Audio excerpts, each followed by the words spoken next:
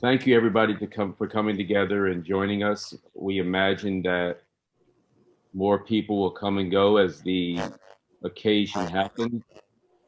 And uh, I know we're all still trying to come to grips with uh, Bryan passing on.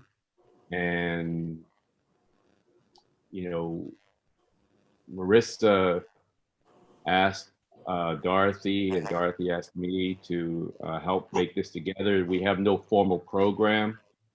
So, Marissa, introduce yourself, please, and your connection to Bryan, and then you're going to offer some ground rules for us.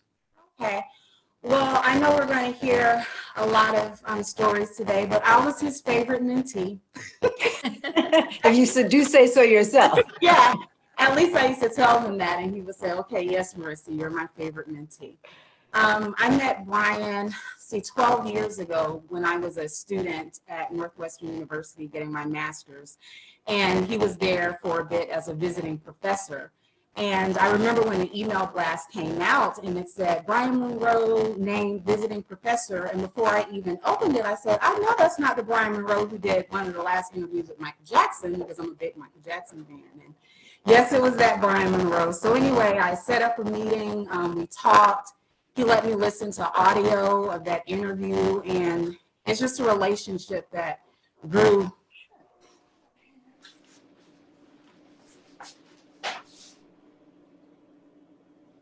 The reason why this is so emotional for me is because I lost my father 5 years ago, and Bryan was my second father.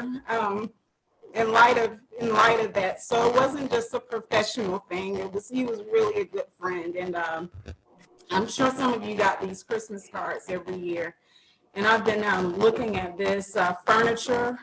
He's helped me through all the moves in my career. So I have that in the house. I just recently moved to DC because of Bryan. I got an anchor job here, and my first day, he paid for me to get my makeup done. He was just always there, and I think he knew that I didn't have that father figure, and so that's why he was there. So when I reached out to Dorothy, I needed this, and I think a lot of us need this. It was out of necessity. That's really it. He was just, he meant a whole lot to me. And I look forward to hearing all of your stories. I do. Yeah. All right. So, Now, hold on. Mary, Marissa, can you set the ground rules, please? Each person will have 2 minutes to talk. So we want to hear your stories, but at some point I may have to interject and say 30 seconds left. I may give some people some wiggle room, all depending. And we'll try to get everyone in, hopefully in the order that you all entered the room. If not, and I think we will get everyone in, there's also that online book where you can leave memories and thoughts there that a family will have access to as well. So that's really it for now. Okay. Dorothy is NABJ president, as we all know. Can you help us begin?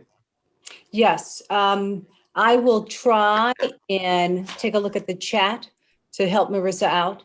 So between the two of us, we'll try and make sure that we do get to everyone. As I said before, this very last minute, but very important. And, I want to, before I kind of start my thoughts, I did have an opportunity to talk to Shauna, Bryan's daughter, who is a junior at Temple. And she says that they are still, they finalized funeral arrangements. The funeral will be obviously via Zoom on Tuesday at 11 o'clock. She will send us that link. We will share that link. A little later on, in a few weeks, they hope to do a memorial. NABJ will definitely be involved with that, along with Temple University. And again, you will hear more about that. The family and Temple, they're working on a scholarship in Bryan's name. That too coming up. stay tuned. You'll hear some more details about that as well. I think the last time I communicated with Bryan was maybe a couple of days before he passed.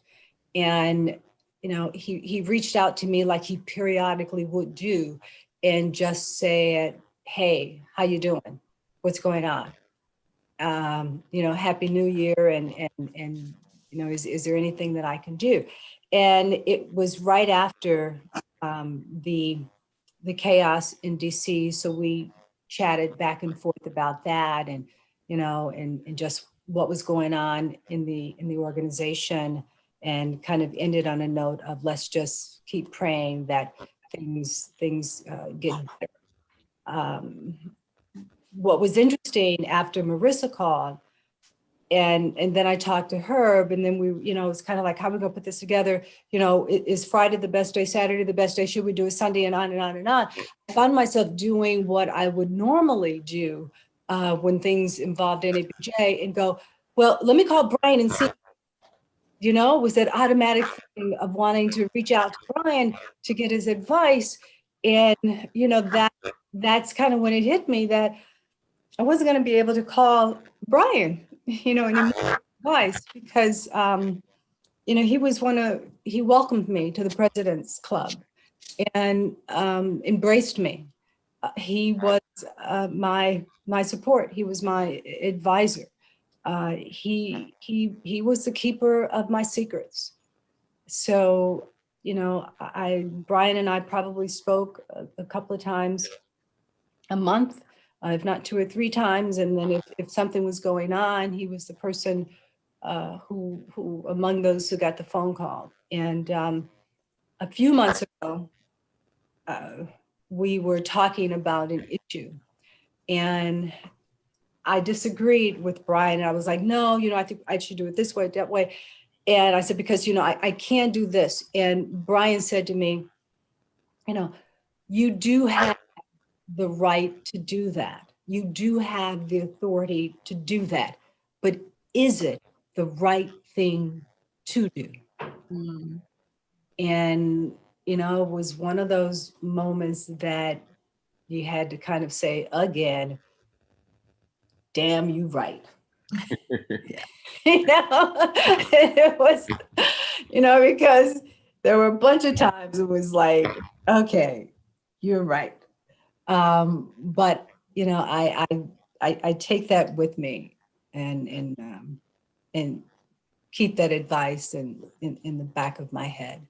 That was one of the things I will always remember from Bryan, that is it the right thing to do? I ask myself that question a lot, and I thank him for that. Thank you. We'll come back to you periodically. What I'm looking at who's here, and I will try to reach out to you and kind of let you know I'm about to come to you soon. And you don't have to speak, and you could just message me back saying I prefer just to listen, and I'll respect that as well. I see 3 former presidents of NABJ here, so I'll start with them. Arthur Fennell, would you like to share?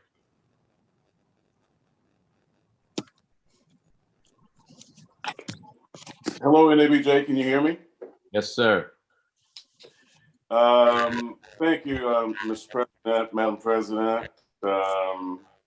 My intention today was just to sit quietly and listen and reflect, as we've all been doing, because this was surely a shocker.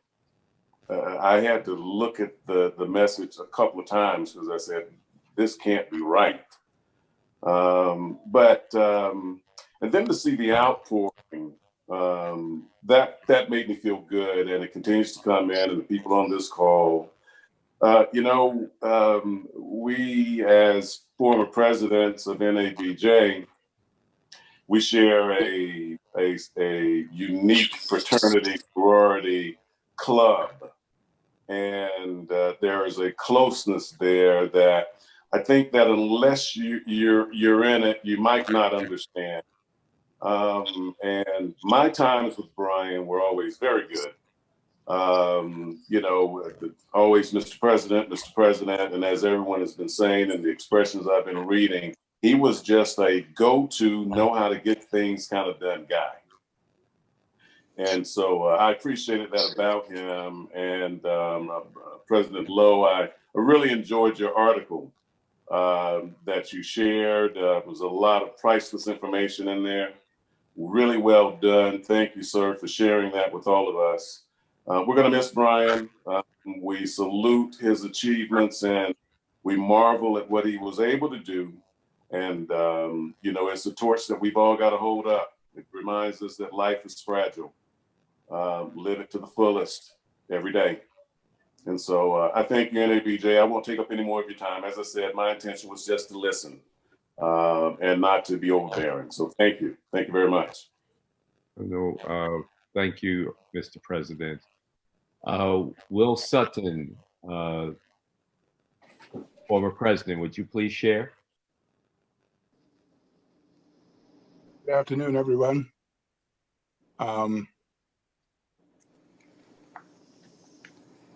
This has been particularly hard for me this week.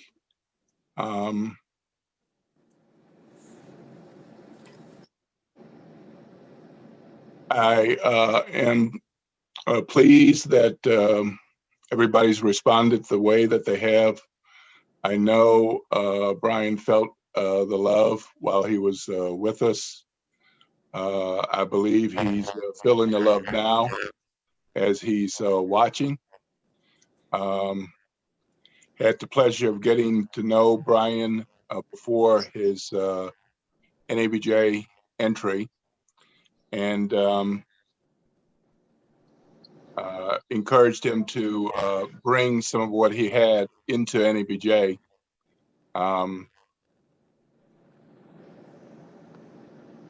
I always have encouraged folks to be themselves and bring what they have to the table and bring the best of that to NABJ. Bryan had so much to offer and had proven that and was still proving that before entering NABJ that I really wanted to see him come in and give some of that to NABJ, and I was very pleased when he agreed to step in and step up. He did so much for us, and we're still feeling the impact.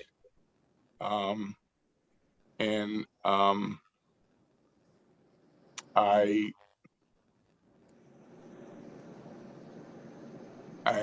not able to be more eloquent about this at this time because it's been really hard as somebody who was there with Bryan before he came into NABJ in a big way. But I'm very pleased that he did, grateful for what he's done, grateful that he's had the impact. And my prayers are with him and his family. And I'm glad to hear Dean Boardman that there'll be some movement in that direction. And for those of you who don't know, Dean Ceppos was critical with Bryan's professional development, which allowed him to contribute to NABJ in the way that he did. If I haven't responded to you in recent days, just I've tried to send people a note or a text or something, but just understand that I'm at a raw place right now. But I am so grateful that people have benefited from what he has contributed and what he's done on our landscape. Thank you, sir.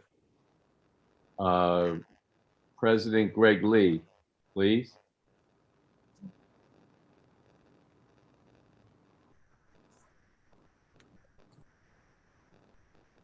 Greg?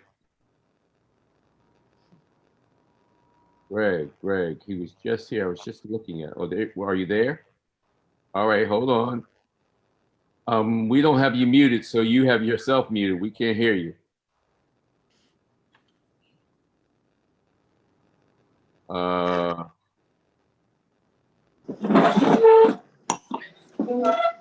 Is that you now? All right. We're going to come. Let us figure it out. We'll come to you. Jerry Ceppos. I'm sorry, David. David Boardman. You are perhaps of all the people on this call, now correct me if I'm wrong. I'm sorry, but you tell us how long you knew Bryan and over the years and what you were doing with him in recent days. Thank you all. Thanks for doing this and for welcoming me. I've known Bryan probably as long or maybe longer than anybody else on the call. We met in, I think it was 1985, when he was a student at the University of Washington and editor of the school paper there. And I was a cub reporter, and he was a summer photography intern for us. And we became friends, had a close and wonderful friendship for 35 years.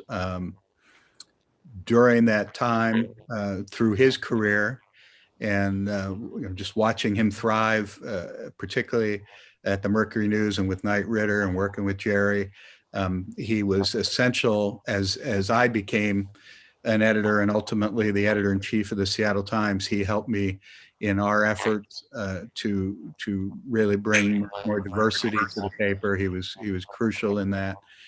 7 years ago, I moved to Temple University to become the dean there, and one of the very first things that I aimed to do was to bring Bryan Monroe aboard.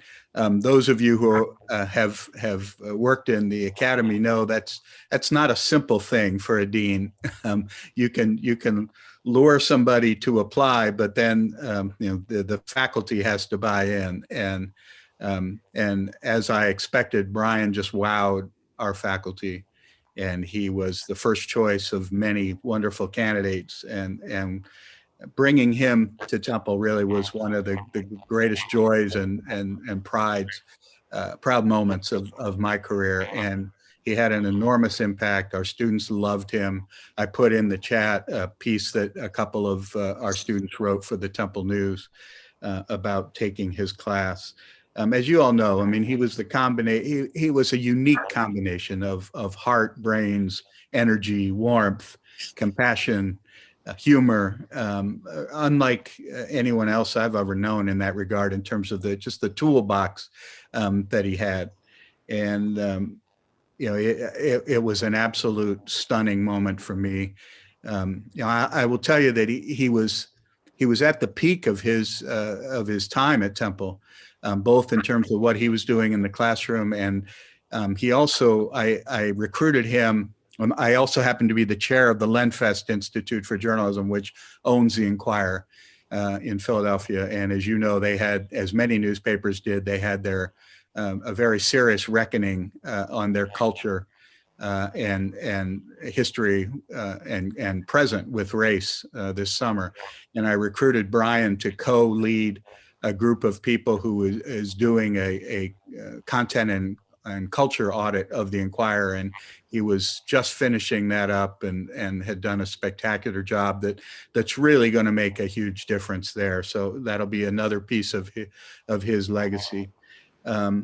We are, I left it to the family, of course, to decide whether they wanted to start a scholarship at Temple or elsewhere. They decided to do it at Temple.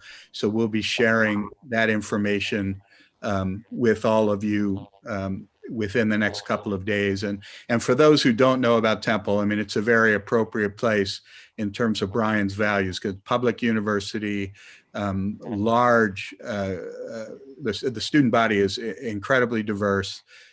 We were 2 years ago the winner of the nation's top award for equity and diversity. So it's a place you can rest assured that anything you might contribute will be well used at Temple in Bryan's memory. One other thing I'll just share with the group, and not to be published anywhere, please, although I guess we're live streaming, but we've taken good care of Shauna in terms of she will pay no tuition for the rest of her time at Temple beyond Bryan's life. So again, thank you all for being here. Thank you, David, for sharing that. I appreciate the kind words everyone is suggesting about the appreciation I did for the undefeated. And Kevin, Meredith and I were talking about Bryan for an hour a couple of days ago, and we actually were talking a lot about his impact. And Kevin asked me if I would write an appreciation, and I, of course, wanted to help everybody remember Bryan as we did. And in that piece, I wrote toward the end about a particular day in 2004, in which I had my very first real serious encounter with Jerry Ceppos. And I'll let him share what he remembers about that day.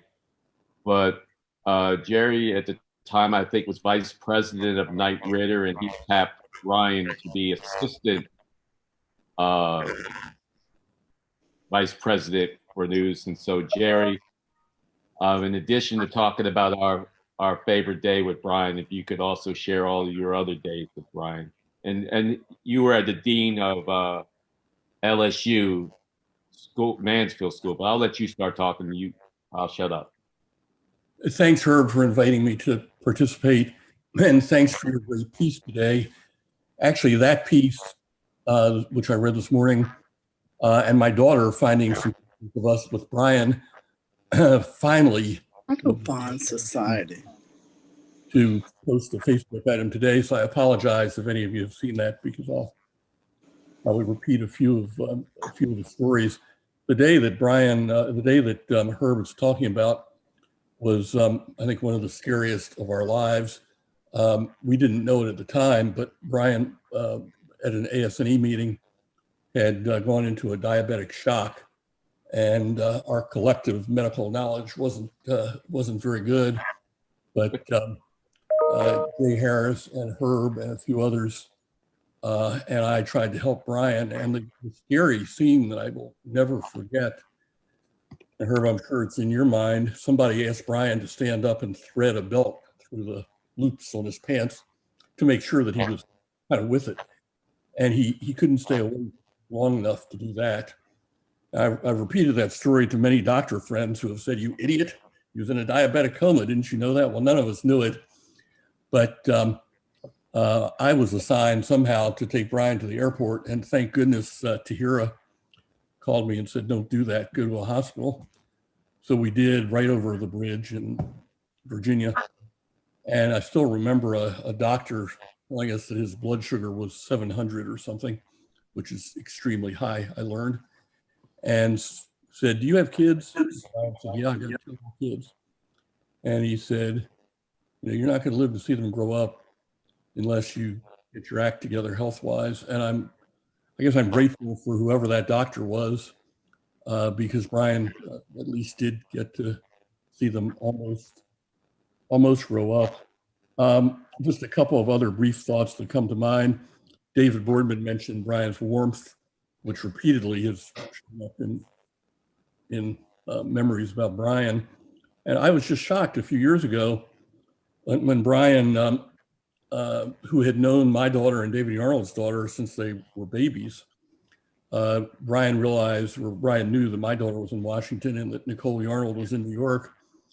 And sort of out of the blue, he invited them down to kind of a reunion dinner for having known them 20 years. And it was just such a Bryan thing to do out of nowhere. And there's a picture of the 3 of them on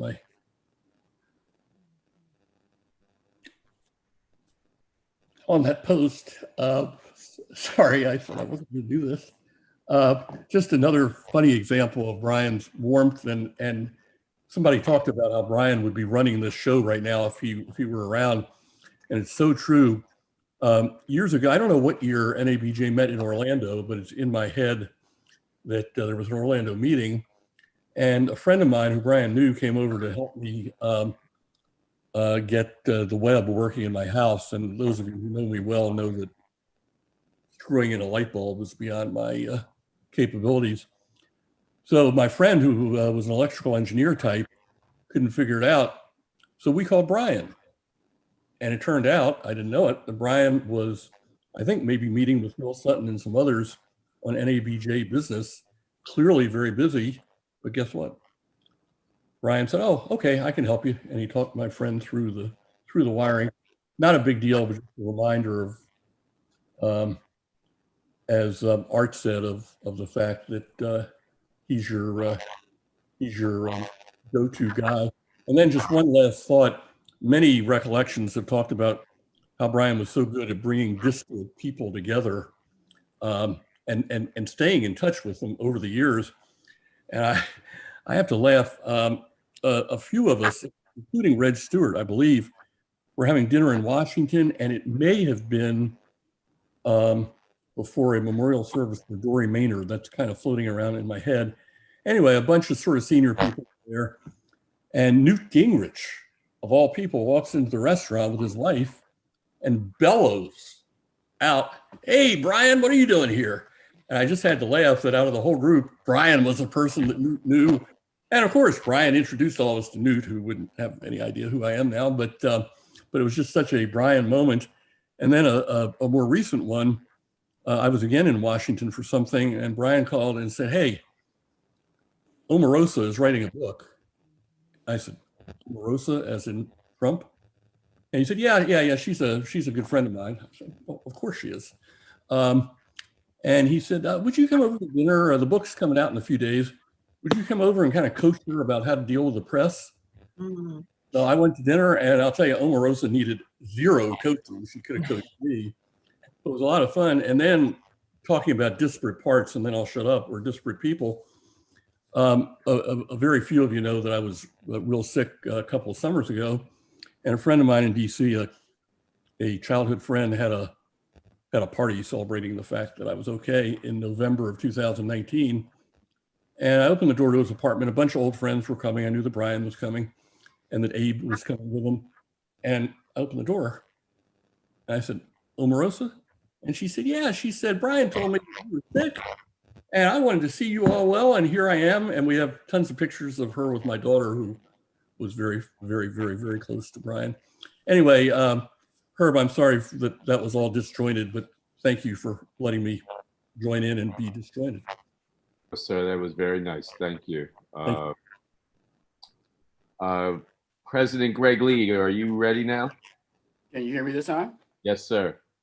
Good afternoon, NABJ. How you doing? There are three things that I remember Bryan for that were very distinct in my time with him. It was he exposed people to things, he spurred into action, and reflection. And there's three things, examples of that. Never forget when I was a younger board member with serving on the board with him, he took to board, we were in Tampa for a board meeting. He took us to the fanciest steakhouse there, Burns. I was a young kid, never been to a big steakhouse, never seen a big wine room.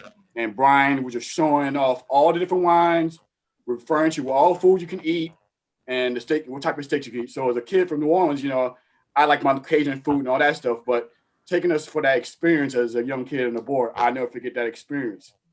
The second thing was action. I was just starting off as sports task force chair, and he was president. And then the Diane Imus thing happened. And the sports task force member was like, "Greg, you got to get Bryan to speak out on this." I just called Bryan and said, "Look, the sports task force needs you to do this." And he just did it. He went out there and took care of what, put the whole weight of NABJ behind the whole Diane Imus situation. And I will never forget that.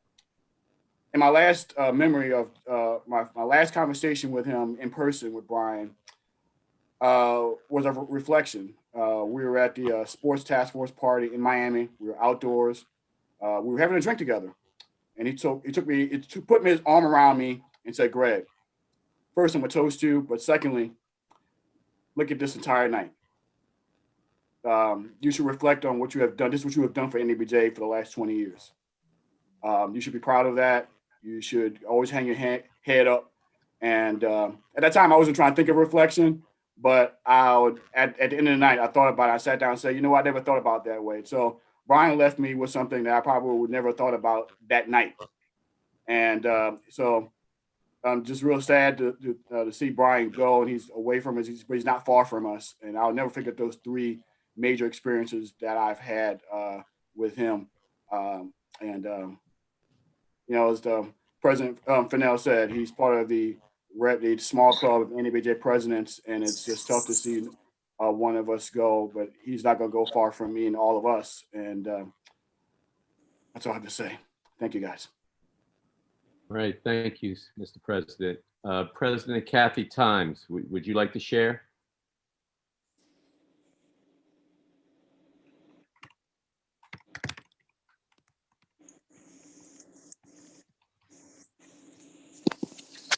Hello, Mr. President. Thank you for asking. I really appreciated this opportunity to join and reflect on Bryan's many contributions. And I had not prepared anything, but I would be remiss if I didn't say anything briefly. And I reflected the other night when we gathered with his board members to share just a lot of really good times with Bryan. And I will just share this as I did the other night with everyone here, that he was so smart and his visionary leadership expanded beyond NABJ as we know, but he really took the time to check in. And I'm so glad that I had an opportunity to see him in Miami briefly, but he was always genuinely interested in catching up and knowing what we were doing and very eager to assist. And I just wanted to share this briefly, that after my term ended, I started an online business with African-American businesses in mind and connecting them to opportunities. And Bryan said, just matter-of-factly, why don't you partner with Yelp? And that just showed me how forward-thinking he was. Well, lo and behold, that conversation was probably 10 years ago. And I smiled last year when I saw Yelp announce its Black restaurant directory. And that just goes to show you how Bryan thought. He was just brilliant, but so caring, and really wanted to assist me. And I will miss that so much. So thank you for the opportunity. It was a pleasure to serve as his membership chair. And when I did things as his membership chair, he always made me feel so appreciated. And that's the spirit. That's what I will remember, I think, most about Bryan, and appreciate his many contributions, but just how he had the ability to make you feel so special. And I send condolences to his family and his friends and colleagues at Temple. And thank you for this opportunity. Thank you. President Sarah Glover, are you able to go now? Yes, thank you, President Lowe. Good afternoon, NABJ. It's a pleasure to speak with you all about an important person to so many of us across multiple generations. And Bryan is someone who was a mentor to me, one of the first professionals I came to know in NABJ as a student. And he certainly did take me under his wing, and he did so without asking. He often gave his opinion and guided me in the early parts of my career. And I praise God that he did, because he constantly pushed me and challenged me. He criticized and constructively lifted me up at the same time to say, you can do better on that image composition. You need to light it this way. And Bryan had that impact on so many emerging journalists. So when I heard, and when he told me he was heading to Temple to be a professor there, it was just like butter. It made all the sense in the world, because he's been shaping the lives and the careers of so many of us. And, you know, beyond those tactical things that he's done for many emerging journalists, he's done so much for the association. He was president through 2005 to 2007. He always made a way back to organizational business to support and help, you know, past presidents, the current president he's helped. And I can tell you that his his footprint is well beyond the 2 years that he served as president. I was fortunate to serve as his secretary during his term. He'll be sorely missed. There truly is no other Bryan Monroe. And one of the best things about Bryan that I often got the chance to see over the years and getting to know him well, but also that I saw him when I'd watch him in the room, was his gregarious nature and his fun-loving spirit and his kind heart. Bryan was not a person who came to any conversation with, an ill will. He constantly looked for the good in every conversation, in every matter, and he did his best to encourage and lift you up. And that is a spirit of giving. It's a spirit of kindness, and certainly a legacy that we can all remember and hopefully continue to emulate, because that leadership is a special kind of leadership. And so, Madam President Tucker, and to all the past presidents, our staff, and to everyone who's all the members and past committee chairs, to think that he has had an impact on so many of us over 3+ decades. I share with you in this sorrowful time, and I wish you all the best, and I'm praying for your comfort. This is a tough one, and God bless you all. Thank you. Thank you. Christine Harris, would you like to share? Let me unmute here. Hello, everyone. It is wonderful to see so many familiar faces. Jerry Ceppos, I send you and your family lots of love. And Richard Prince and I go back, almost 50 years. And Renee Ferguson and I go back more than 50 years. We were roommates in college.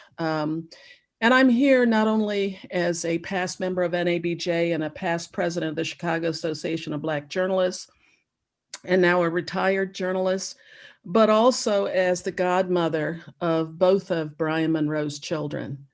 There's a lot of deep history between our two families. I wrote in the condolences that both of my daughters, who are now 35 and 36, babysat for Bryan's children. And he came to my house last February and bought Abe and his aunt Snazzy. And as irony would have it, I recently moved from Oakland to Richmond, California, and his aunt Snazzy lives in Richmond, as does her daughter. So I'm now even closer to members of Bryan's family, and I've been in touch with all of them.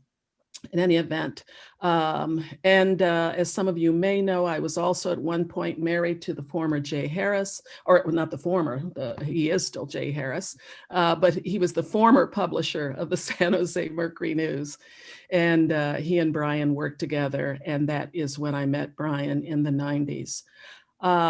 So this is a deep loss on a personal level for Bryan's family, for my family. As with Jerry Ceppos, my oldest daughter, Jamara in particular, was very close to Bryan. And I'll end on one funny story.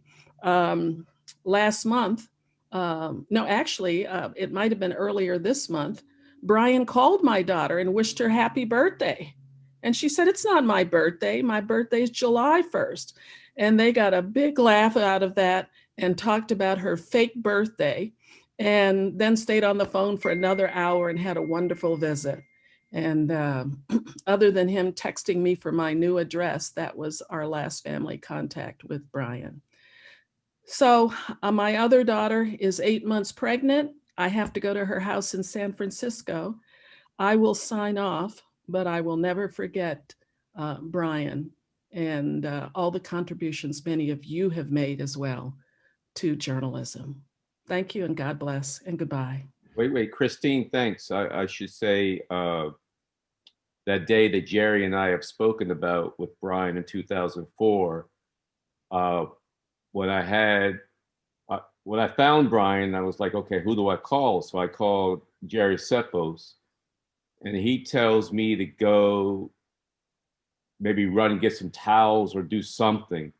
When I come back to the room, there's a black man in there who I had never met before. And I'm thinking, oh shit, things are really serious now. There's Jay Harris. And I'm just like, what the hell is going on? So that day after, and what Jerry doesn't, he talked about how Bryan had the belt and everything. So we finally get him ready to leave the room. And Bryan walks out the room with the brother man swag that was so amazing for someone who could barely stand up, but he's trying to walk out with swag, bouncing off the walls in the hallway. It was just hilarious, right? So that evening, a couple hours later, Tahira is on my phone, and she says, "Do you see Jay Harris?" And I said, "Yeah, he's standing over there talking to Sandy Rowe." And she says, "I need you to get him to Bryan because Bryan is about to drive himself to the airport." And so me and Jay had to go back upstairs, get to Bryan. I guess Jerry, you came with us and everything. But Bryan thought he was Superman. And but again, as Jerry said, what the doctor had to really let him know, he was not Superman. He had met his kryptonite. So thank you. I was familiar with that story. Jay told me that. And for those of you who do know Jay, by the way, he is doing well. He lives on Bainbridge Island off of Seattle. And we have a wonderful relationship and talk on the phone 3 and 4 times a week. So I will be sure to let him know that some of you were here. Thank you. In any event, I do have to go to my daughter. So thank you very much. All right. Bye. All right. Sharif Durhams. Herbert, do we want to set the room? Since Okay, go ahead, please. An hour. Okay. Sure. They do, but like they say in Clubhouse, let me just welcome again and thank everybody for being here, and more importantly, thank you for your patience, because as we said at the top of the hour, this was something that Herb and Marissa and I literally talked about yesterday afternoon, less than 24 hours ago, and decided to put it together. So we're pulling it off, and it's just an opportunity for us to reach out to each other and do a collective hug. And I want to give a special thanks to all of the former presidents, Kathy Times, Greg Lee, Sarah Glover, Arthur Fennell, Will Sutton, Herbert Lowe, who have joined us today. It really means a lot, I'm sure, to all who are here, because as you said, this is kind of a different kind of club, and I'm honored to be a part of it. And so many of you have helped me, and as we've talked about, Bryan was definitely somebody who helped us all. I just also want to make note of a couple of our board members, our current board members who are here. I saw Ken Lemon, Michelle Fitzhugh-Craig, and Roland Martin, and I want to thank you guys. So this is, again, an opportunity for us all to share our stories, and I appreciate everybody being here. Okay, thank you. Sharif, you are still president of NLGA, is that right? Yes, NLGA, the Association of LGBTQ Journalists. Okay, well, Bryan, I know, is a big supporter of you and that group. Could you please share with us your thoughts? Absolutely, and as a lifetime NABJ member, and who's obviously seen Bryan throughout the years, I'm moved by the stories that we're telling today. And the beautiful thing about Bryan's life is that it's not unusual to hear stories like this about him. People shared them during his life and were touched by him. And so that's just very powerful to me. 2 things that I will mention. One, I am recently, within the past few weeks, back at my hometown paper, the News and Observer in Raleigh. And when I heard word about Bryan's passing, I immediately told my editor and didn't think about this. But we were coincidentally within about a half an hour of a meeting of all of the Southeast editors in McClatchy. And that included Bryan Kaplan of the Biloxi Sun Herald. And he, my boss immediately told him, and he, as soon as we came on the line, was telling stories of the coverage of Katrina and how much of a lifeline Bryan was during that time. I happened to be a reporter at the Charlotte Observer during that, and there were just so many stories of him getting resources for people there, being the person on the other end of the phone to support reporters and editors during that time. And it's just, he is a hero to this day to that newsroom. And it was just incredible to be able to hear that in that moment. The other thing I'll mention is that 2 years ago, Bryan joined me and some others as judges of the National Headliner Awards. And, you know, I'd been a judge there for 5 or 6 years now, and loved the group. But it was just amazing having Bryan's addition there, particularly as we were judging, entries in which race was explicitly talked about as a factor in some of the issues that were being raised in the stories, and particularly investigative stories in which race was brought up. And, you know, I was making arguments to my fellow judges that it was important that these issues were being named, and it wasn't kind of just being ducked to the side in terms of an issue that was causing some of these problems. And Bryan, saw that other people weren't jumping in to support that argument, and he immediately jumped in and said, you know what, it is important that this is raised and brought up as a daily issue in people's lives. And I thought that was important, and we can just see even more so how important that is in our coverage now. And so there are a lot of memories of Bryan, but those are two that really jump to mind. Thank you. Thank you. Meredith Artley. Bryan was at CNN in a couple of capacities, and you, I won't say your title because I'm sure I'll understate it, but you basically helped to run CNN. Would you please share with us, welcome by the way, and would you please share with us, you said some nice things in the CNN obit, would you just please share with us, please? Yeah, of course. Can you hear me okay, Herb? Yes. It's so good to see you and Mira and Sharif and his new gig and everyone here. It's just wonderful. So thank you for putting this together and having this, and thanks for letting me know. It's good to be here. Yeah, I mean, what I said about Sharif in the article, I'll expand on it a little bit. What I said about Bryan in the article, I will expand on, which is he was so he was such a presence. He was so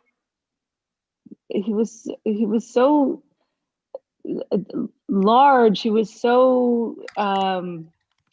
such a magnet, right? And so at any event, whether it was a meeting at CNN or whether it was an industry event,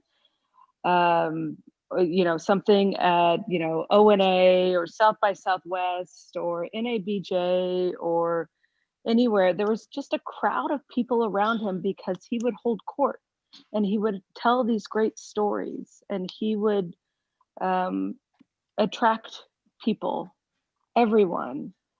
And it was so he had this general charisma that was so powerful. And then on top of that, he had all of this expertise, this journalistic, just smartness. And I mentioned connecting the dots, and he would always talk about that. I mentioned connecting the dots in the CNN obit and tribute that Ray Sanchez did for him. That was one of the things that I said, because he was always talking about connecting the dots. And for a while, for me, it's always been such a statement that has been such a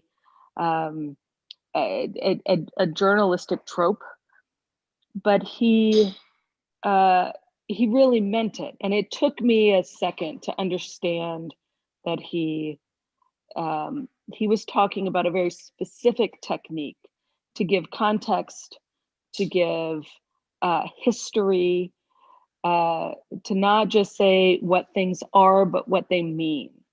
And that's one of the things that he brought to certainly CNN at his time that he had with us, and certainly to journalism writ large. And so I always appreciated that expertise on top of this guy who everybody just wanted to be around, you know? And then the other thing I'll say is, there was one time I came to Washington. I'm in Atlanta. I came to Washington, and he was like, "I gotta take you to this place." I don't know where the place was. It was one of those like bars that like didn't have a sign outside. And he was like, "You're gonna love it. They have the best drinks. It's really fun. There's great people there, and you just wanna, I just gotta take you there." And what I loved about it, and it was super fun. We had a great night. But what I loved about it was like his enthusiasm, like, nobody knows about this place. I want you to know about it. It's super great. And we just had a great chat about, work and life. And so, there are those people that you work with where the relationship goes beyond being a professional relationship. And when you really know that someone is a good human, and you want as much of them as you can possibly get. And that's how I felt about Bryan. And it's tough to say that in the past tense because I still feel that way. But I'll stop there for now. Thank you for letting me know about this, Herb. Good to see you. Good to see you, Meredith. Thank you. Mira Lowe, you are on the call from among those young troublemakers from mainstream media who went to Johnson Publishing at the behest or the recruitment of Bryan Monroe. Can you talk about those times, 2000, and what it was like in 2008 to be working at Ebony and Jet with Bryan Monroe? Can you talk about that, please? And whatever else you want to talk about, Bryan and you. Sure. Before I talk about Johnson Publishing, Herb and I laughed that Bryan was our Forrest Gump in the best of ways, right? I mean, he just seemed like he knew everybody.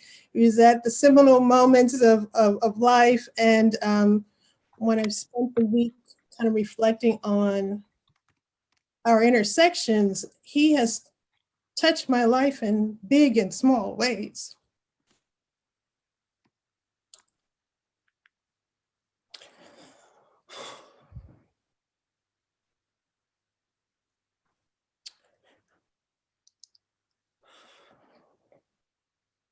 So when Bryan went to Johnson Publishing and he was pulling together his team, he decided to create a new position, assistant managing editor for both Ebony and Jet. And he was looking for someone who could basically run the editing operation. And he reached out to me and said, "Mira, I'm creating this job and I think you'd be good for it." And so I said, "Really? Tell me more about it." And as he laid it out to me, he clearly had, I can say this, me in mind for the role. But I wasn't quite sure if that was a move I wanted or needed to make because things were good where I was at. Most of you who are in journalism know that I was at Newsday and I was about to make another move at Newsday. But Bryan, I trusted his instincts and I trusted the direction he wanted to take both of those publications. And I took a leap of faith. It's probably one of the best leaps in my career that I've made, getting the opportunity to work at those publications at that time, being helping to help those publications, as we like to say, meet the moment with Barack Obama ascending to become president of the United States, living in Chicago at that tremendous time. It was just an amazing point in my career, and I will be forever grateful for him tapping me for that opportunity. In addition to the Forrest Gump moments, Herb and I were laughing today, and I would say Apple should have paid Bryan dividends because he is the reason why we are Mac users today. I mean, I remember us visiting Bryan when he was a Neiman Fellow, and he introduced us both to the iPod. And right away, Herb and I were hooked on Macs. And to this day, we are Mac households, we're iPhone users.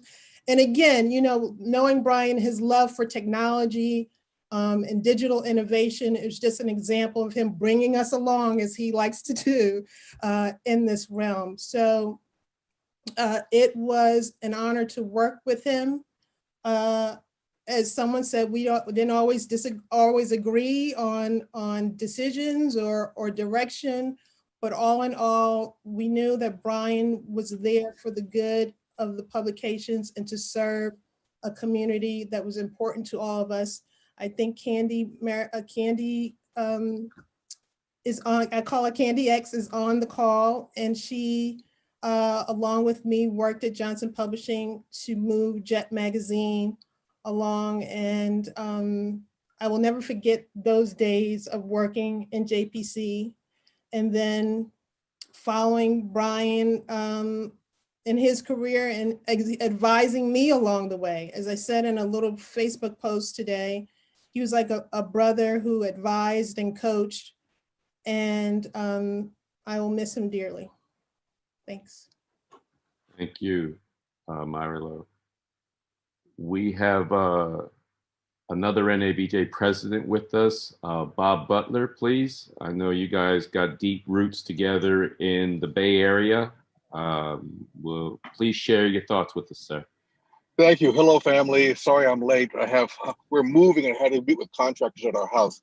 You know, I was late to NABJ, as many of you know. I didn't know anything about NABJ. There was not a chapter of San Francisco State. I was a late bloomer anyway. And in 2000, somebody with AFTRA asked me if I was going to the convention. And I walked into that Phoenix convention for the first time, and I was hooked. And I had to come back every time. 2002, Bryan called me and said, hey, I need you to run for VP of broadcast for BABJA, the Bay Area Black Journalists Association. And I'm like, what do I have to do? And he explained it. I ran, I won, and pretty soon I became the chapter president. 2007, he called me again. This is after I had left CBS corporate HR. So you're a full member still, right? I said, yeah. I need you to run for a Region 6 representative for NABJ. Okay, what do I have to do? And he told me, and I did. And that really is the beginning of my NABJ leadership story, being on the local board with President Barbara Sierra, then President Kathy Times, then under President Greg Lee, then I became president. And it was all because of Bryan. He invited our students died at the convention in 2005 in Atlanta. So Bryan had a big impact on my NABJ life. And I tell people and joke before, if you don't like me, blame Bryan, because he's the one that got me in here. But I'm forever grateful for that. You know, 8 years on the board, and now I haven't missed a convention yet. And I don't think I ever will until I pass from this earth. So RIP to Bryan. I mean, I was shocked, as I'm sure everybody else was, and it's a huge loss for NABJ. It's a huge loss for his students. It's a huge loss for journalism. So that's it. Thank you very much, and I'm glad to see my family. All right, glad. Thank you. Glad to see you. Achille Ramses, you go back with Bryan to San Jose as well. Share your stories, please, then and now. Yeah, Bryan was very key in shaping my career, actually. The story of me coming to San Jose is actually kind of funny. I first met him at NABJ was in Chicago, and I actually wasn't involved in NABJ at the time, but I had some friends who told me, come on up. Most of you might know who know me. I ride motorcycles, and I was actually on a motorcycle trip, and I was passing through Ohio, and they said, girl, come on up here and just see what's going on. And I got there, found out about the visual task force and people were involved in, and this big guy comes up to me who I'd never met, and he says, I've been hearing a lot about you. I want you to think about coming to work for me at the San Jose Mercury News. And I'm like, I was working at the Atlanta Journal and Constitution at the time. And I said, well, I've always wanted to work for the Merc. I'm a California girl. You know, one of the best visual papers in the country. I said, but my oldest son at the time was a junior in high school. And as we both found out from each other, we're both military brats. My dad was a career Marine. And I remember my life being disrupted too many times moving, and I wasn't going to subject my child to that. So I told Bryan I had to pass. Well, then the next year at NABJ, I actually joined up then. He came at me again and says, look, I still want you to come to NABJ. And I'm saying, Bryan, this is even harder. My son is in his senior year of high school. There's no way I can disrupt his life like this. He says, well, at least come out and visit, talk to the people, see what we could do, and we'll work it out. And he also knew we were in the midst of buying a house, still selling our house in Los Angeles. My husband was still in Los Angeles. He says, look, you can do it undercover. We can, keep it secret out of the newsroom. You know how newsrooms are when people start interviewing for jobs. Doesn't keep quiet for long. So he arranged for it to be a trip for me and my husband to get together and brought me out, interviewed offsite. Everything went really great. And I really wanted to work for the Merc, but I just said, and this is like around October of that year. And I said, I'd love to, but I just can't do it. Well, he actually somehow arranged to hold that job for me until that following June. So my son could graduate and I could come work for the Merc. And that's how my life started at the Merc. And then the minute I came to the Merc, he told me, I want you to run for chair of the visual task force. I'm like, Bryan, I'm just starting a new job. I got all these responsibilities. How am I supposed to run? I don't know nothing about running no task force. He says, you'll be fine. And we'll get you the support you need. And that became my leadership role within NABJ and the visual task force. And that was probably the most special thing about Bryan. He's the kind of person who would see something in you, maybe you didn't even see in yourself, and will pull it out of you and push you and to levels you didn't even quite imagine for yourself. And here I am 20 years later, still involved in NABJ, I was VTF chair for about 4 years and became part of the student project, and just to see the development along the way.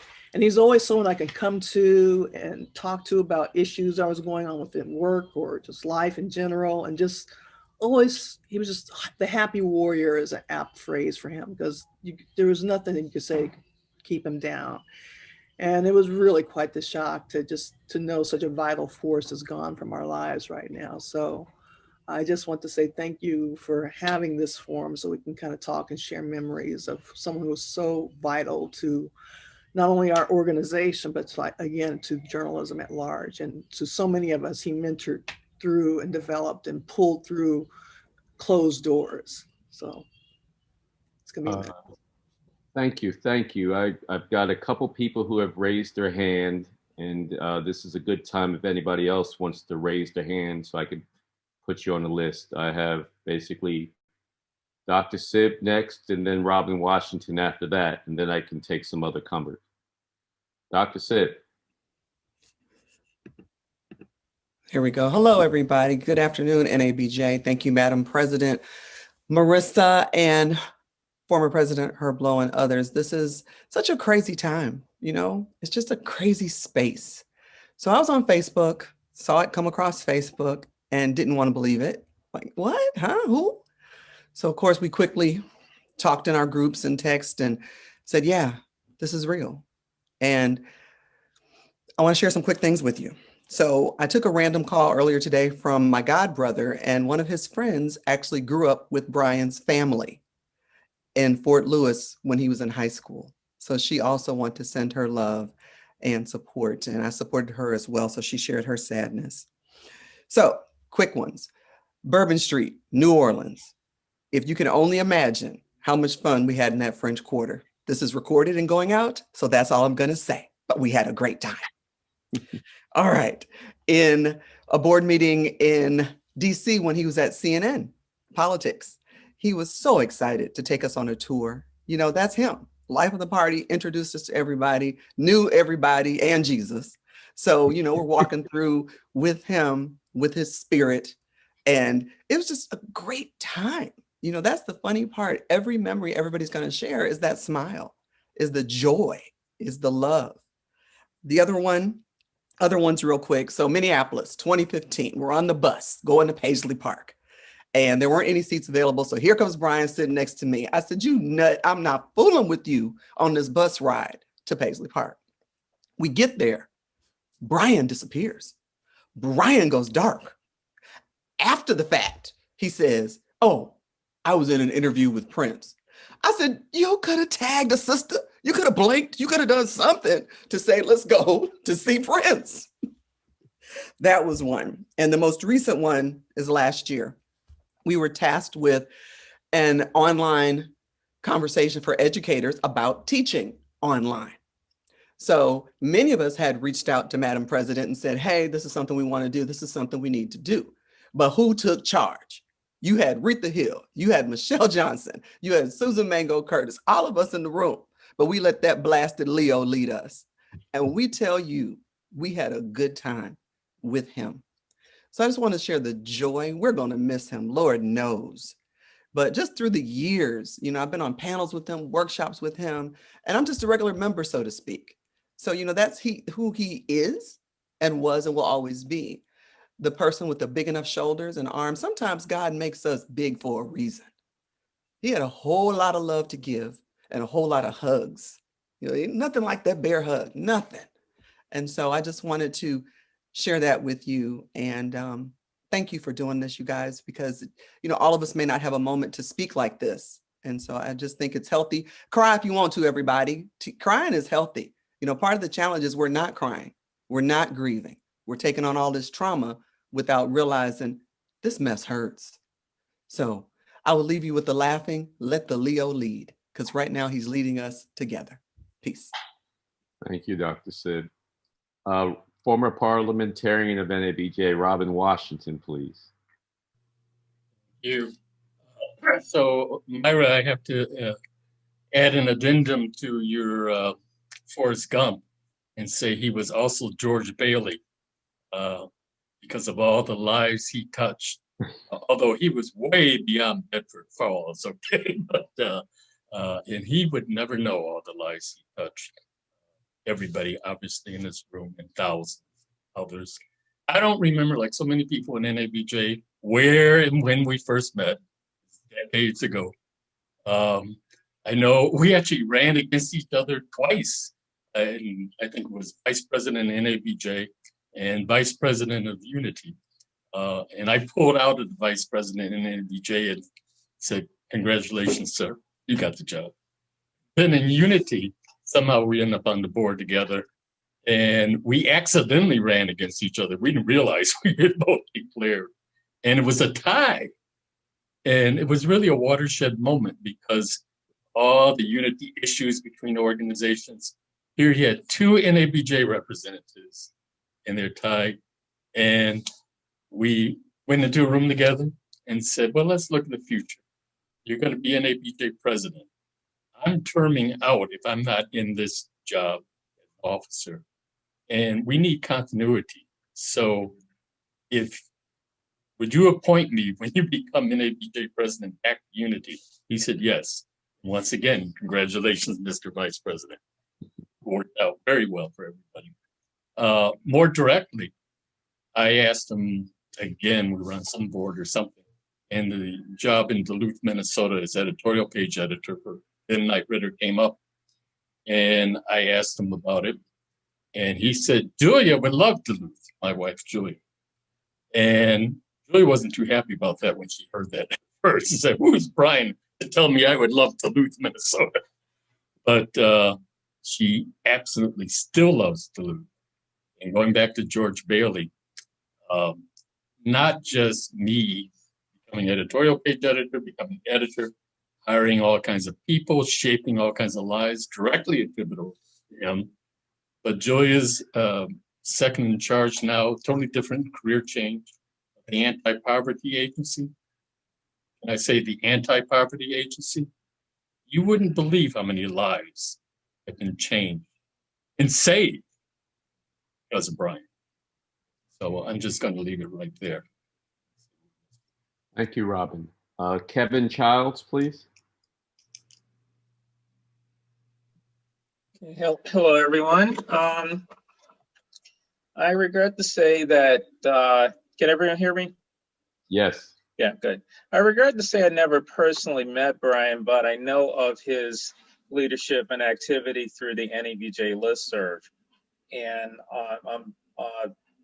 one example of his advocacy and his leadership has always stuck with me was one time Mediaite did a piece on the 23 media icons we lost in the last decade.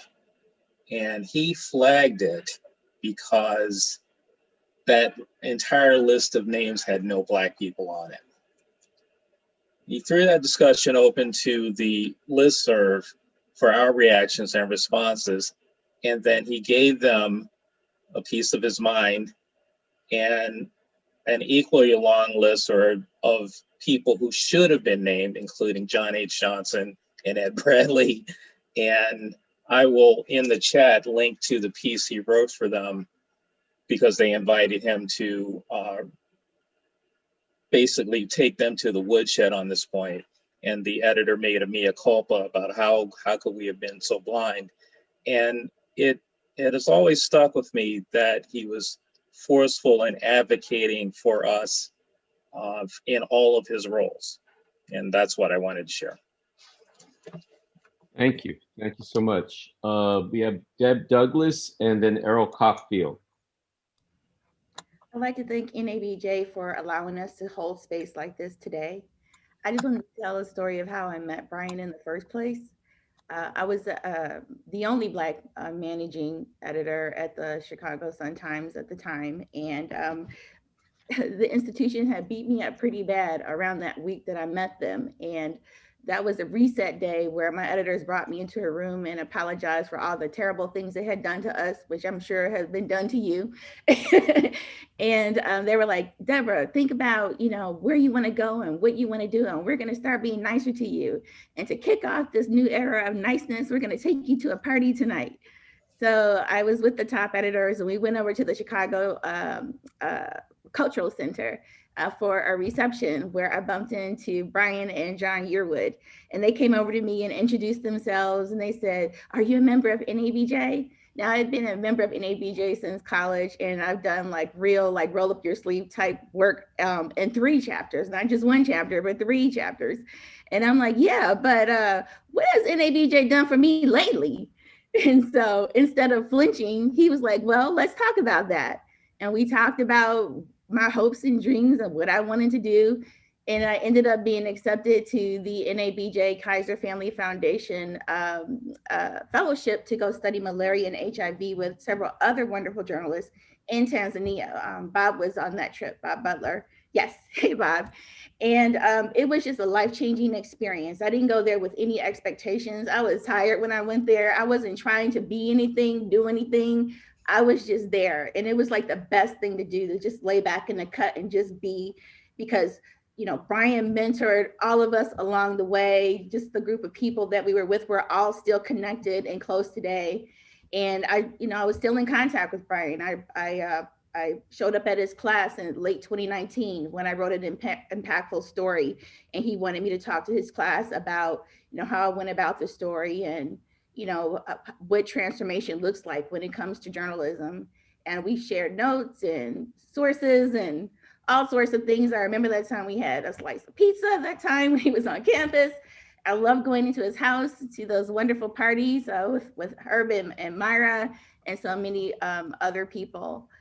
So I'll just wrap up by saying that, again, this process of holding space, my time with Bryan, is why I have the words that are on my wall. You can't see them, this pink halo behind us, but the words are magnitude and bond, which comes from the Gwendolyn Brooks words when she said that we are each other's harvest, we are each other's business, we are each other's magnitude and bond.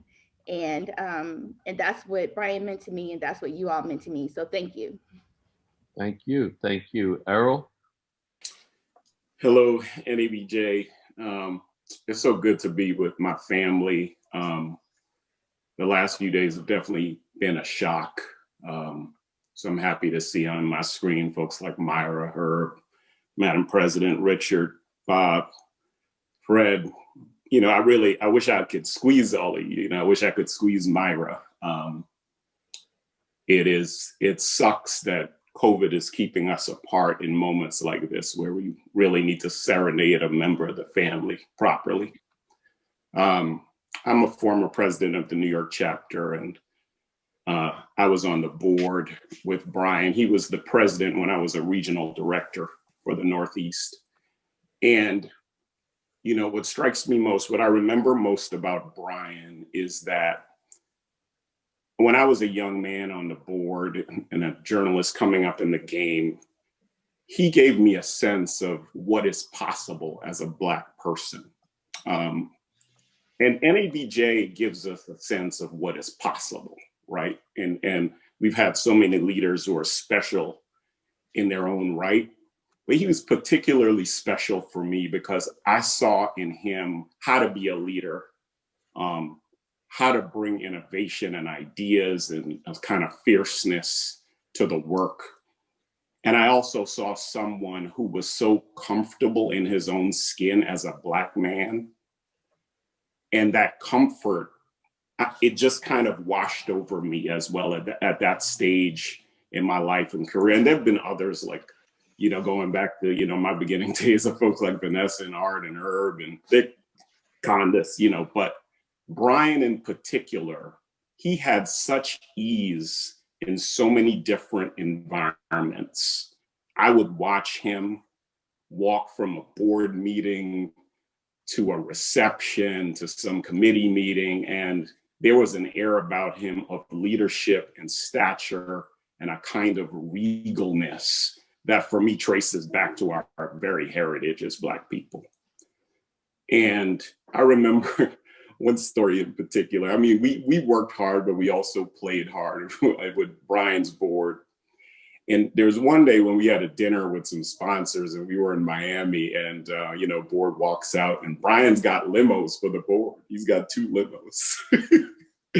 And we got in the limos and, you know, we had a nice ride up to Fort Lauderdale and we had, you know, we drank some adult beverages and then we got to, you know, the dinner and we met with some sponsors. But it was a moment for me that gave, what I saw in him was an agency and a license to be who we are in every regard. And that's what I'll remember about him most, just that, you know, he helped me take that hesitancy, that nervousness, that anxiety and just pull it all away. And I'll be forever grateful to him. It's such a loss for us. But I'm so thankful for his memory, all that his legacy, and I extend condolences, deep condolences to his family and from my, you know, from the New York NABJ family and from my NBC Universal family. I'm at MSNBC. We extend our condolences.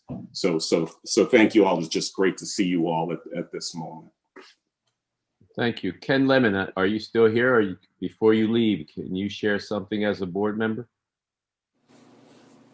Mr. President, I can, and I will endeavor to be brief. At first, I thought, let me not share, especially hearing the rich story. So many of you knew him so well. We shared one important conversation, and that was about 4 years ago, onboarding onto the board of directors. And Bryan came on to lead a session, and that session was about fundraising. And one person in the room raised their hand and said, you know, it was difficult for them to go out and speak to sponsors. And it was at that point that Bryan called back and reminded us of why that was important, of the mission of NABJ and what that meant, what those funds meant to promoting diversity and to training and to preparing our members. And as I listen to you guys speak here, I hear that echoed, and I hear his work echoed, and I hear a side of him that I unfortunately did not get to know. I wrote in my words there that I will take your expressions with me, because we are all impacted. We're all changed a little more today because of what he did in each of your lives. Thank you. Thank you. Michelle? Hi, thank you, President Lowe, and it's so good to see everybody. I want to start by saying it's really important to me when people and myself do little things for others. It might be as simple as a smile, to a homeless person, giving back, just the little things that matter. And I am a latecomer to NABJ like Bob is, and I did serve as president or chaired the Council of Presidents under President Monroe's term, and I've gone on to be on the board, been a chapter leader, and currently on the board now. And all those things connect me to Bryan and the presidents here today, but it's the little things that, and one specific little thing that it really touches me. When I heard the news the other day, it was like a Mack truck, and I'm still listening to everyone now. I thought I had gone past it, and it's just coming up again. How he touched me in a special way. And I had just moved to the Bay Area. This was early 2000. It was about 2005, I think. And I only knew a handful of people. And ironically, they were all NABJ. And I was on BART, and Bryan called me, which I believe Bob gave him the number. And he was either regional director or the local chapter, but he was just welcoming me to the Bay Area and welcoming me, to just, anything I needed, he was there. And that just really meant so much, coming to a place. I was coming by myself. Didn't know anyone. I didn't have a job at the time. My 4 children were back in Arizona. So it just meant so much that he reached out and was just so nice. And I remember I was going through the Caldecott Tunnel, and it cut out. And I was like, oh no, but he called me right back, a few minutes later, and just talked to me. And it was just, that is what I always think about when I think of him, that his busy schedule, all the things he had to do at the Mercury News, at, NABJ and elsewhere, family man, he reached out to do that. And that just is really always gonna stay in my heart. And thank you for letting me share. And it's so good to see everybody that I haven't seen in ages, some of you. So thank you for allowing me to do that. Dorothy? Can't hear you. Just wanted to set the room again. For those who are just coming in or, weren't here at the top of the hour or 45 minutes after, again, this is just an impromptu opportunity for us to really get together and share our memories of Bryan. There is going to be an official tribute. The family is putting that together. They said that's going to happen in the next few weeks. They will let us know, and as soon as they tell us, we will tell you. Bryan's funeral is Tuesday at 11 o'clock. The family will send us out a link, and we will share that with members as well. I don't know if you heard Dean Boardman talk about a scholarship. He did put something in the chat room as well, that the university is working on the scholarship, and of course NABJ will be working with them and do whatever we can. Again, just want to thank everybody for being here, and I know we all share the same sort of feeling that these stories are inspiring. It is exactly what we needed at this time in our grief. And it's also a reminder of how important this organization is. It's a trip down memory lane, and it makes me long to see all of you guys in person. We are going virtual, but we really want to have some watch parties regionally so that we can, some of us can at least get together again. And this is making me ache, like so many of you, even more to see you and touch you. Thank you. So I have one more person who is asked to speak. It's 3:30, which was around the allotted time. If anybody else wishes to speak, we're going to go to Candy Mayweather, part of the young troublemakers at Johnson Publishing. But if anybody else wishes to let me speak, let me know while she's speaking, and then we'll begin to wrap it up. So Candy, please. Thank you, Dr. Lowe. I just want to express my gratitude and my appreciation for Bryan and for what he did for me.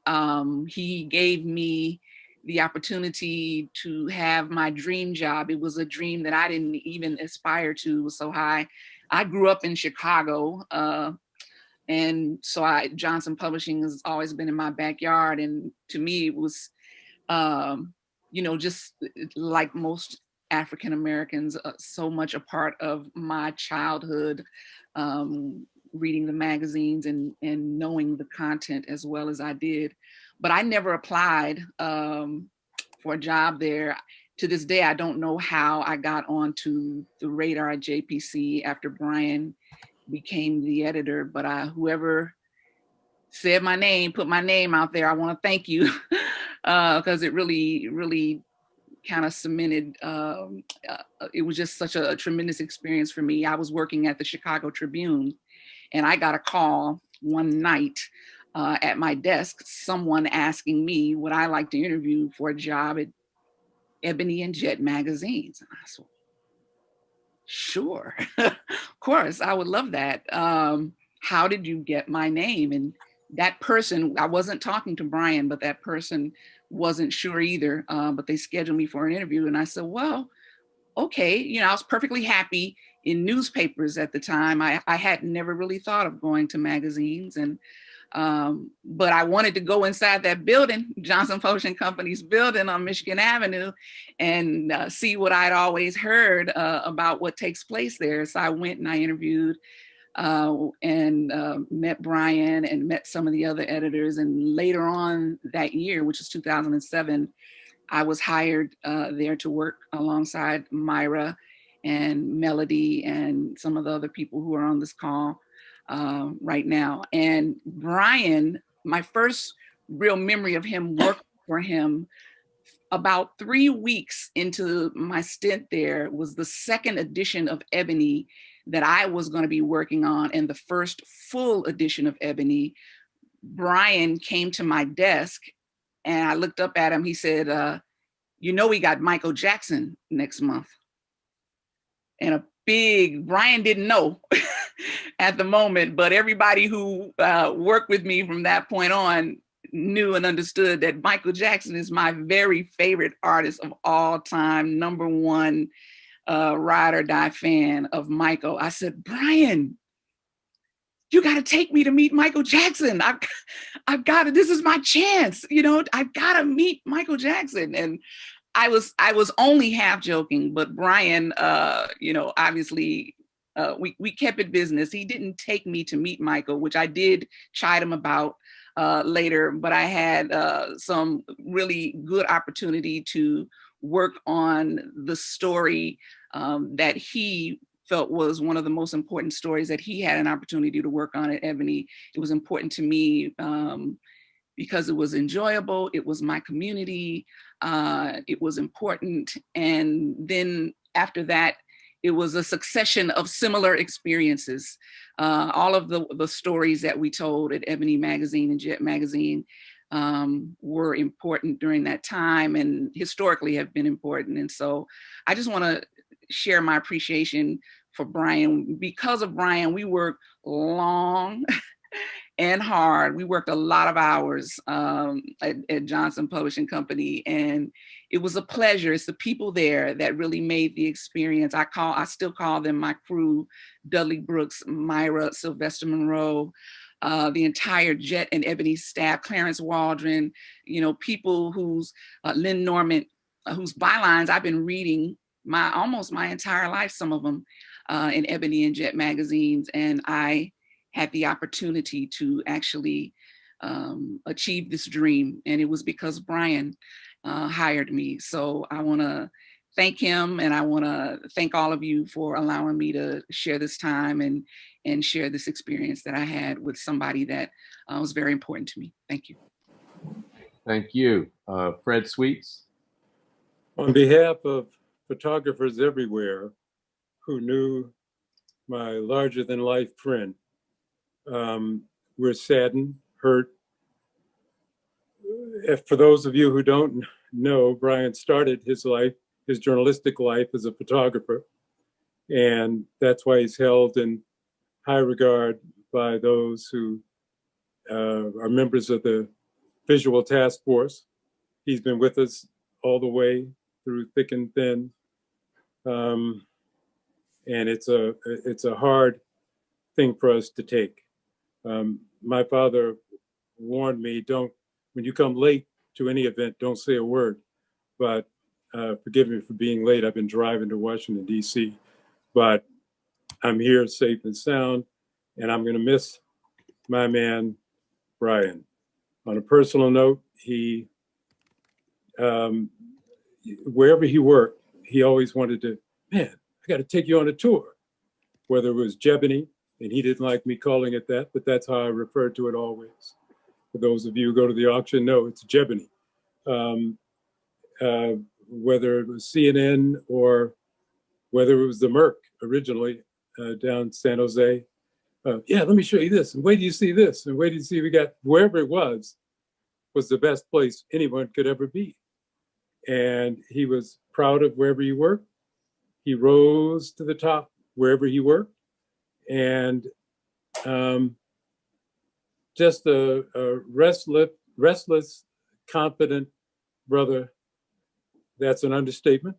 I love him, I'll miss him, and many more photographers that you don't know or who aren't on this call will miss him as much as all of us do. It's a rough thing to take, but I think it was Faulkner who said, dying is a part of life. We'll hang together. I can't wait for all of us, as Dorothy said, for this scene to be back in touch where we can reach out and have that drink. And I'll give you the blues, my golfing buddy. You don't like for me to call you a duffer, Herb, but I can't wait for all of us to be together again, and we'll drink heavily. Well, we'll drink heartily to the memory of Bryan. Thank you all. Thank you. I think we all miss being at the Visual Task Force and the auction that you do. And I remember being with Bryan there. And Sonia Ross, please.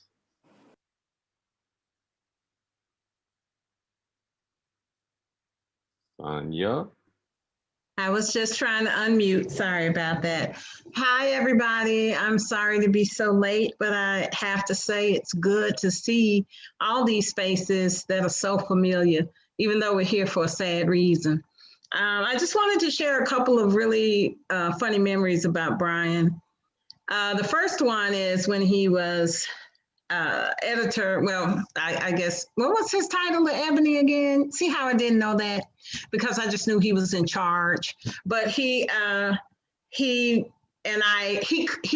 called me one time excited as all get out because he said, listen, we're getting ready to have a funeral for the N-word because it needs to go, and we're gonna get a casket and everything. And he was excitedly telling me all these details. And I said, why you want to do that? I can't believe that you would want to be presiding over the death of a word if you're into language. And we ended up having this extreme debate about the value of this N-word and how Black people had flipped it into a complimentary thing and denied white people the ability to use it at the same time. And he felt it had to go, and I questioned why it had to go. And this debate proceeded to continue for years. Every time Bryan thought of another argument to make with me about this word. He called me and bring it up, and it was on, and we would debate this. And I actually am a little bit sad that he and I won't be able to continue to debate the merits of this epithet, or demerits of this epithet. And then the other story that I wanted to share about Bryan was when he, also from his tenure at Ebony, and he simply called to give me condolences over the death of my mother. And we were talking, and he was like, "How are you doing?" And I said, I'm making it. And he began to pull details out of me. And then he said, "Sonia, you need to write this story. You need to tell this story. You're going to tell this story." And he poked and prodded and coaxed and poked and prodded until I actually did tell that story. And I'm grateful to him for giving me that opportunity. I will share one last detail about Bryan, and that is whenever I would see him at NABJ, he insisted that we take a selfie. And he was the selfie king. He was always taking selfies with everyone. But did you ever notice, did you actually get custody of any of the selfies that he took? Because he ended up being the custodian of all the selfies. I had to kite the selfie that he took off of his phone. Like, Negro, give me the phone so I can have a copy of my own selfie. And so what a treasure trove he must have there with him. It's almost as if he wanted all of us to be with him all the time, wherever he went, and had to have a selfie for that. As a result of that, the last time I saw Bryan, which had to have been NABJ in Miami, I took a selfie with him, and I now have that selfie and I cherish it. So for all the sadness that we have over the loss of Bryan, I simply will leave with a little verse. I don't know who the poet is who wrote it, but it just seems apropos for the moment. And it is, most of all, I love you for the joy that lingers after and fills my empty life with bits of bright leftover laughter. So God bless Bryan and rest his soul in sweet peace until we meet him again. Thank you.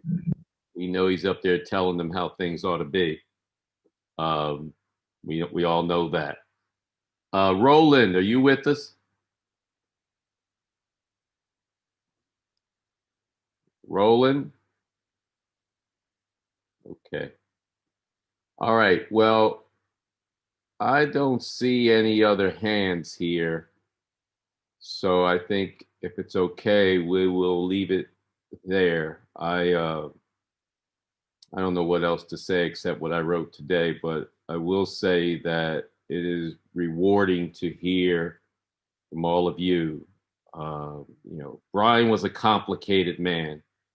And so far, everybody has avoided reasons to say how he used to get on your last nerve for this reason or that reason. So maybe it was just me, but maybe there's another one where he would get on the last nerve. And so when he texted me on December 17th, say, "Hey, what's your address?" I knew that meant that I was going to get this Christmas card with the bios and the way over the top Christmas card. And he, so he texted me. So I give him the address and I say, "What's yours?" Because if somebody's sending you one, you got to make sure the obligatory, you get the address so you could send them. So since Mira handles the Christmas cards for us, because I think it's 2020 who still sends Christmas cards, right? So she handles them. So I sent her the address. She says, "I already said he already gave it to me," because we texted him too. So we're like, "Wait, he texted me and you? Did he think we lived separately?" And so we talked about that afterward, and we think that was just his way of wanting to touch us both at the same time. And so the Christmas card comes in, and I look at the picture, beautiful family, and I'm just stunned that his son is taller than him. That's all I could really see.